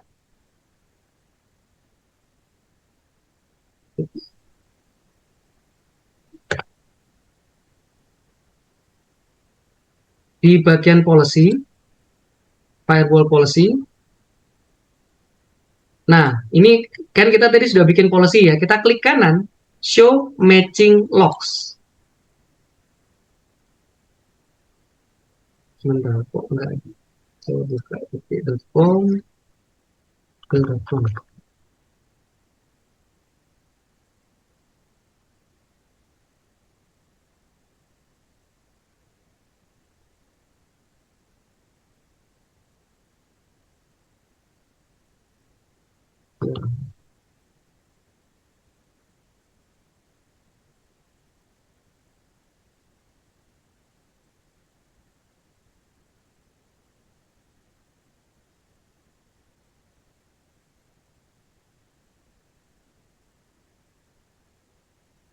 Oke, kita tunggu dulu lognya.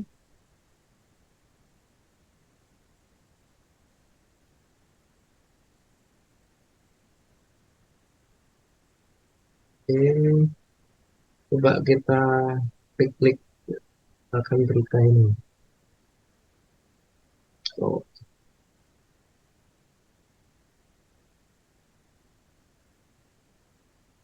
bentar. Tadi policy-nya saya set all session atau oke, seharusnya all session sebentar. Saya pilih all session.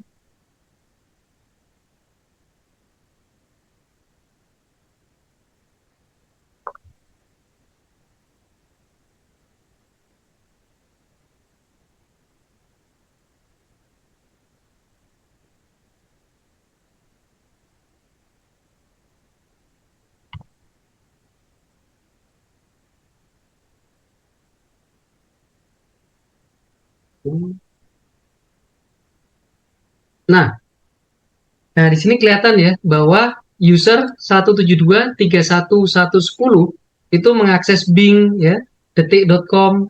Kita bisa klik lognya ya, ada source, kemudian ditranslate ke IP yang ada di port 2. Ini IP-nya si FortiGate. Kemudian menggunakan port number berapa si client ya. Kemudian destination-nya ke IP tujuan, ini IP-nya Bing menggunakan port 443 ya, service-nya HTTPS. Ya. Ada berapa bytes yang dikirim dan diterima ya. Kemudian policy-nya dia match dengan policy namanya inside to internet ya. Jadi ini untuk melihat lognya. Ini lognya secara lokal. Nah, kalau kita punya banyak FortiGate, maka sebaiknya kita mempunyai FortiAnalyzer. Jadi FortiAnalyzer itu adalah produk dari Fortinet, ya, bisa berbentuk appliance, bisa berbentuk VM juga, ya. Dia menyimpan semua log. Nah, menggunakan app mobile, lognya akan muncul juga. Oke, selama traffic itu match dengan policy, maka akan muncul lognya. Ya. Jadi selama dia, misalkan saya pakai mobile ya, kemudian masuk ke policy ini, ya, traffic tersebut match dengan policy inside to internet, maka akan muncul lognya juga. Ya. Kemudian berikutnya adalah misalkan kalau policy kita banyak, kemudian kita ingin memastikan traffic kita itu di-allow oleh policy, maka kita bisa mensimulasikan pakai policy lookup ini. Ya, misalkan incoming traffic dari port 1, traffic TCP, lainnya IP 172.31.10. Tujuannya ke misalkan ke 888 ya. Port 443 misalkan. Nah, jadi daripada kita ngetes pakai real, kita bisa ngecek aja di FortiGate-nya kira-kira traffic ini bakal di-allow apa nggak, kita search. Nah, ternyata allow ya, permit oleh traffic ini, oleh policy ini. Kita coba lagi. Misalkan trafficnya dari port 1, traffic TCP dari 172.16.2.4. Tujuannya ke IP 111 port 80 ya, IP 2.4. Saya search. Nah, dia akan muncul policy lookup fail. Kenapa? Di port 1 ya, di port 1 itu tidak ada IP 172.16.2.4. Jadi 172.16.2 ini nggak ada di port 1, nggak ada routing ke situ. Ya, jadi bisa fail gara-gara routing, bisa fail gara-gara policy, ya. Atau sekarang kita balik, misalkan dari internet, ya, dari internet 888, ya. Kemudian dia mau ngakses ke 172.31.110, port 80. Kita search, ya. Nah, di sini ada informasi dia implicit deny. Jadi dari internet mau ngakses ke inside itu kena implicit deny yang bawah ini ya, policy yang bawah. Ya, karena kita dari internet kan nggak ada policy ke arah inside gitu ya. Oke, yang terakhir adalah kita juga bisa ini kenapa? Oke. Diagnose sniper paket.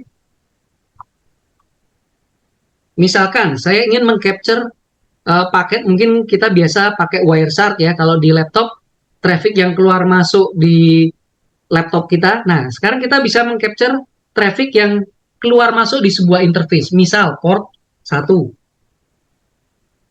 Nah, port 1 ini saya ingin mengcapture traffic tertentu, misalkan sebaiknya kita detail ya, soalnya kalau enggak nanti banyak banget gitu ya. Misalkan saya ingin TCP port 443 aja. Ya. Kemudian saya ingin print header dan nama interface, artinya 4 ya di sini. Yang saya print headernya, datanya nggak usah. Kemudian jumlahnya. Oke, saya mau ngeprint 30 paket aja. Oke. Saya coba testing. Nah, ini keluar ya. TCP port 443 dari 172.31.10. Si klien, kalau klien itu pakai port number-nya random ya. Klien di sini pakai port number 35.050. Si tujuan ya, yang ada di internet pakai port number 443. TCP synchronize. TCP synchronize itu connect request ya. Saya mau connect gitu ya. Nah, jadi kita bisa ngecek trafficnya udah lewat apa belum gitu ya. Dan ini ada reply-nya juga. Reply-nya dari 172 dari 74 dari 443 port 443 ke 172.31.10 35.050 SYN ACK. SYN ACK itu artinya dia mereply synchronize kita. Oke, Anda boleh connect gitu ya. Oke. Baik, jadi ini demo sederhana ya mengenai firewall ya, firewall pada FortiGate. Nah, nanti kalau misalkan yang saya sebutkan tadi, misalkan kita ingin menyalakan antivirus. Nah, nanti di sini kita bisa cek virus ya. Kita bisa juga mengecek web filtering. Misalkan dia nggak boleh ngakses facebook.com, nggak boleh ngakses youtube.com. Jadi kita bisa filter berdasarkan nama domain, bukan IP ya. Nah, itu di web filter. Ya, kalau file filter itu memfilter misalkan PDF nggak boleh, misalkan zip nggak boleh. Nah, itu bisa di file filter. Ya, tapi masih di luar scope kita untuk cara config-nya karena nanti kita perlu setting ya. Jadi di sini ada profile yang perlu kita setting untuk lebih detail lagi. Nah, jadi pada pagi hari ini yang saya bahas, yang saya fokuskan adalah apa itu firewall, bedanya dengan next generation dan traditional firewall. Kemudian bagaimana mengkonfigur firewall policy di FortiGate. Dan bagaimana supaya FortiGate kita bisa diakses menggunakan GUI.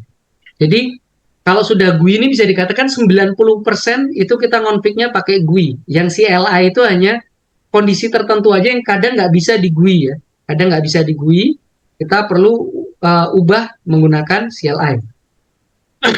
Contoh aja misalkan kayak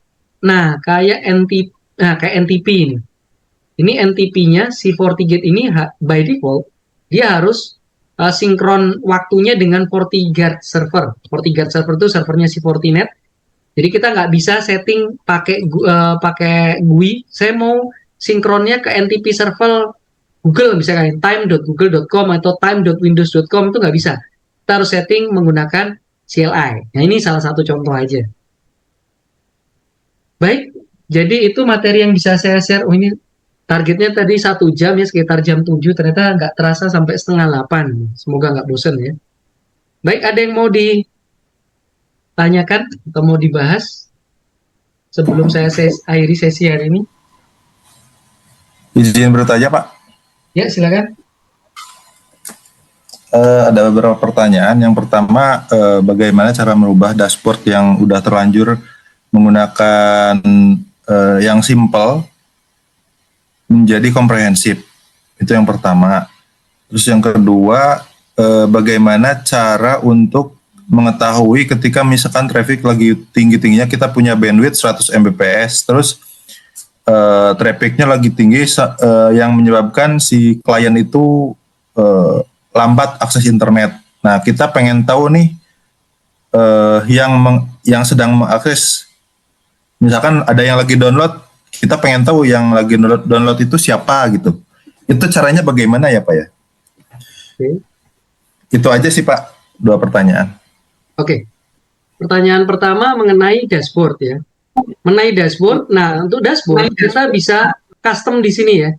Jadi kita bisa add dashboard dan kita bisa custom di sini.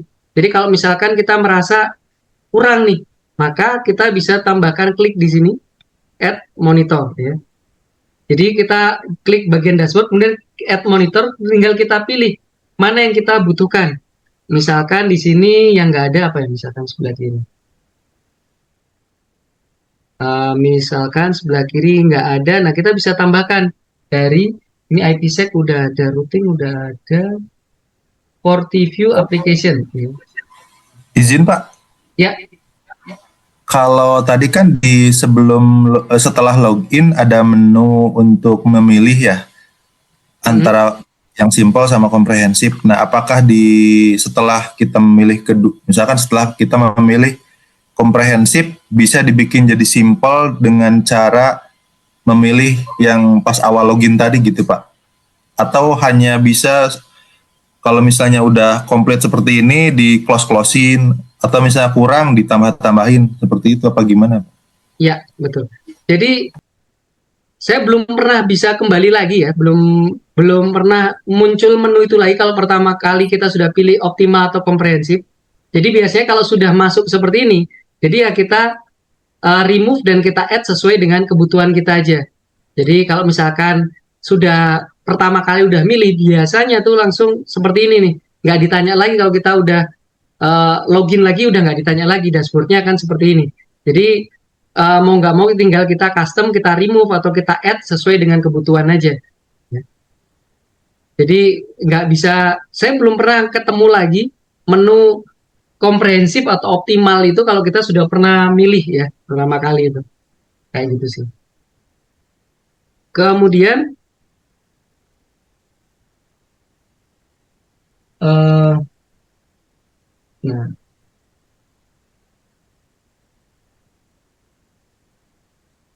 oh ini udah ada FortiGate, oke.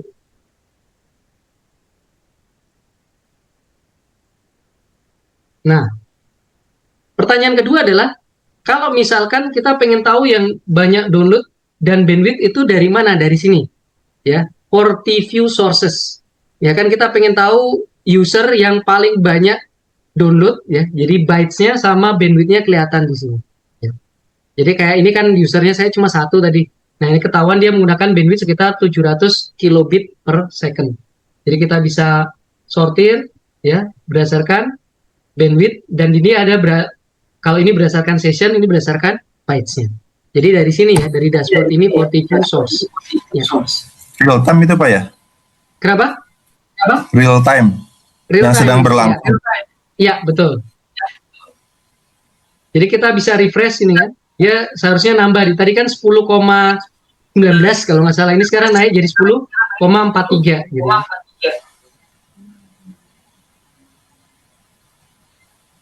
Oke, baik Pak. Terima kasih banyak Pak. Baik, sebentar. Oke, jadi kalau misalkan nanti mau diskusi lagi nih, email saya dan telegram saya t.me/Aditya Hananto, atau kalau di telegram tinggal search saja Aditya Hananto, tidak pakai spasi, tidak pakai dot, ya nyambung semua Aditya Hananto. Ya kalau mau diskusi bisa japri ke sini ya, ke email atau ke telegram dulu. Baik, saya kembalikan ke host. Terima kasih atas kesempatan yang telah diberikan. Assalamualaikum warahmatullahi wabarakatuh. Waalaikumsalam. Waalaikumsalam warahmatullahi wabarakatuh.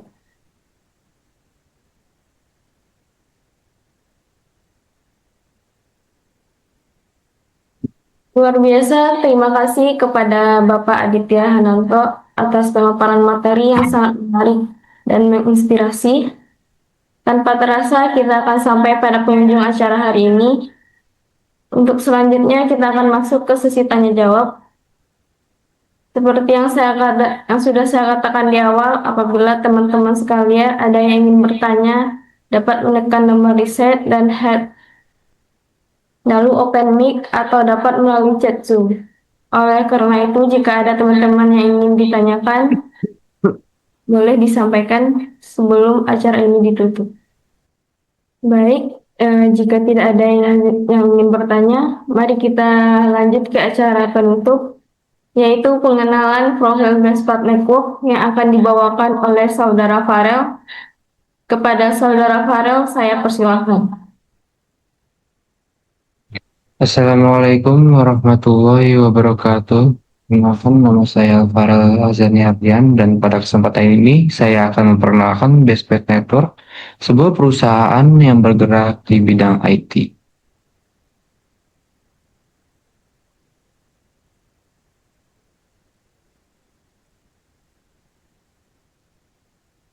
sini ada daftar isi yang saya kasih tahu yang mulai dari ada about company, visi misi, our specialty atau keahlian kami. Our specialty atau keahlian kami. Kenapa harus memilih kami, brand dan klien kami, tim dan sertifikasi kami, kemudian kontak kami.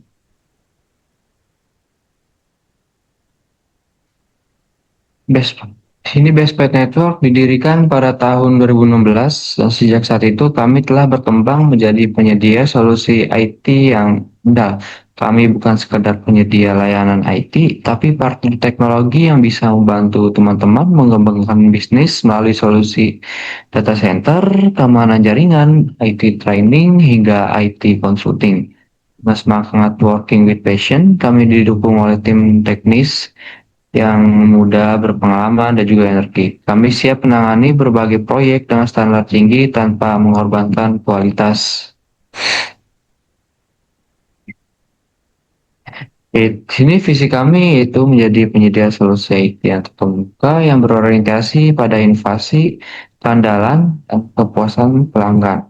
Dan misi kami itu kami berdedikasi untuk memberikan layanan TI terintegrasi yang memprioritaskan kualitas dan standar profesional tinggi di seluruh siklus layanan.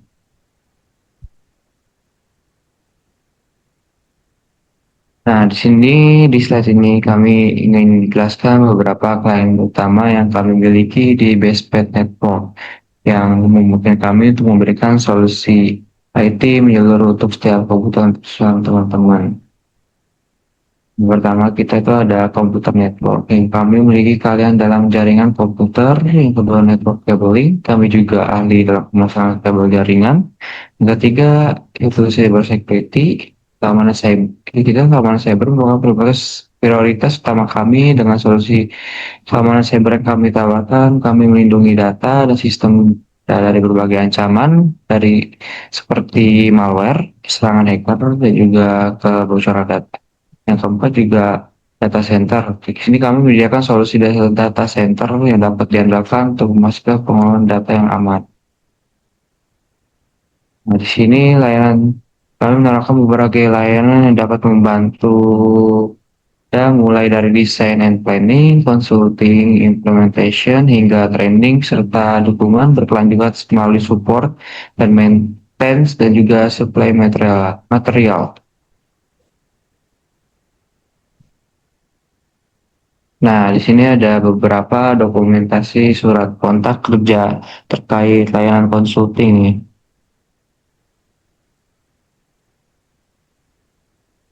Kita memiliki beberapa.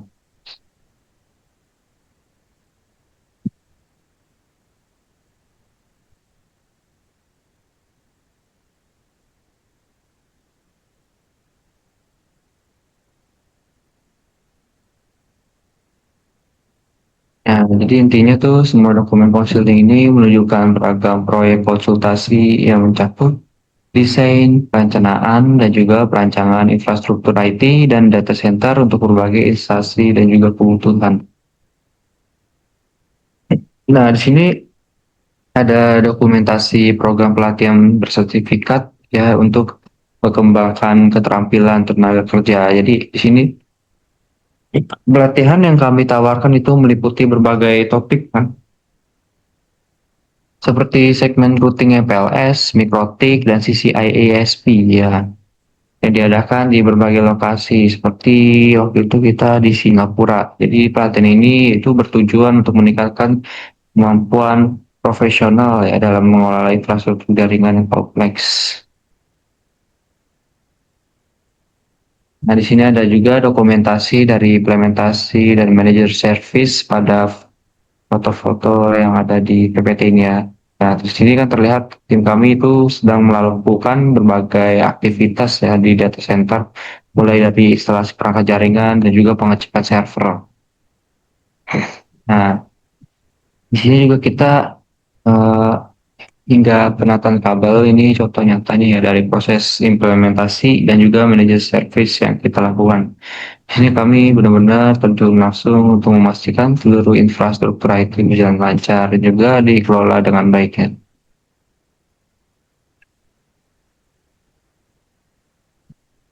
Implementation. Di sini juga ada pemasangan tower. Ini juga ada listrikan juga. Ini ada penarikan kabel fiber optik juga ya.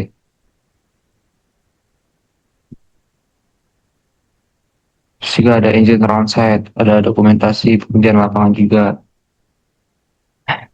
Nah, di sini ada dokumentasi foto beberapa ID card dari berbagai perusahaan ya, seperti Pins, kemudian ada dari Metrocom dan Renoset. Nah, ini menunjukkan nih kalau kami menyediakan layanan outsourcing untuk berbagai industri dan kebutuhan. Jadi klien bisa dapat tenaga profesional sesuai tanpa repot rekrutmen panjang. Nah, dengan layanan tersebut, kami di Bestpet Network ini berkomitmen untuk memberikan solusi IT yang tidak hanya berkualitas, tapi juga dapat disesuaikan dengan kebutuhan spesifik setiap klien.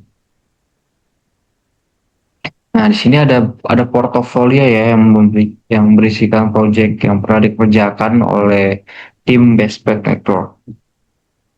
Ini dari tahun 2013 sampai 2005, special ini yang design and planning. Nah, di sini juga ada yang consulting, ada juga training, juga ada sistem audit survei, supply material, manajer service.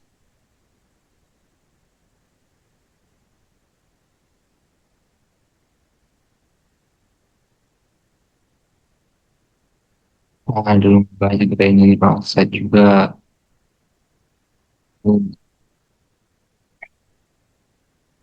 Ini mengapa harus memilih kami? Karena kami sudah berpengalaman sejak 2016 dan telah menangani berbagai proyek besar. Kami juga mempunyai solusi IT yang fleksibel dan bisa disesuaikan dengan kebutuhan bisnis kalian, dan juga kami juga memakai teknologi terbaru yang selalu update dengan perkembangan industri. Kami juga dipercaya banyak instansi perusahaan besar, termasuk dari sektor pemerintahan dan juga swasta. Di sini kami percaya bahwa teknologi bukan cuma soal sistem dan perangkat, tapi bagaimana kita menggunakannya untuk membantu bisnis, membantu bisnis klien berkembang lebih cepat dan juga lebih aman.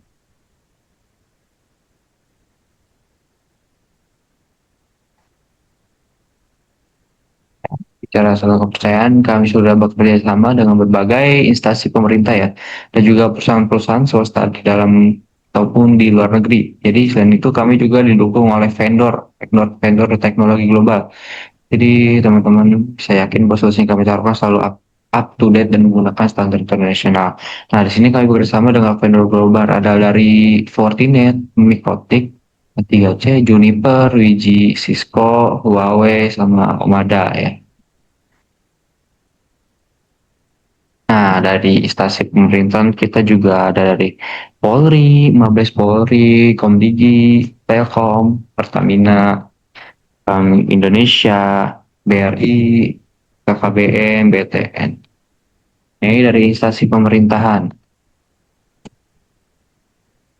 Ini dari instansi swasta kita dari Alto, Watson, CFLD, Mizuho, Fujitsu, Sindocom, Metrocom, Telekom, Nokia, Dana, dan masih banyak lagi. Nah, tim kami itu terdiri dari para profesional yang sudah bersertifikasi, yang siap memberikan solusi IT terbaik untuk berbagai kebutuhan bisnis dan juga pemerintahan dari vendor-vendor terkemuka. Seperti kalau dari Cisco, kita memiliki sertifikasi CCNA, CCNP, CCDP, sampai ke CCIE. Kalau untuk Fortinet kita ada NSC series, untuk Juniper ada Zensia, untuk Huawei ada HCNA, kalau Mikrotik kita ada dari MTCNA sampai ke MTCINE. Dan juga kita memiliki sertifikat data center di CVC. Jadi kalau misalkan teman-teman mau tahu lebih lanjut soal layanan kami, mulai dari konsultasi, training, sampai implementasi, bisa langsung hubungi kami di nomor ini ya. Jadi kalian juga bisa cek informasi lengkap di website kami yaitu www.bestpetnetwork.com atau bisa di email kami yaitu info@bestpetnetwork.com. Jadi dan juga kantor kami itu berlokasi di Jalan Lombok 2, nomor 154, Perumna 1, Kota Tanggerang. Proses 15138 Indonesia, kami selalu terbuka untuk diskusi dan siap membantu kebutuhan IT teman-teman. Jadi jangan ragu ya buat connect dengan kami. Sekian dari saya pamit undur diri. Wassalamualaikum warahmatullahi wabarakatuh.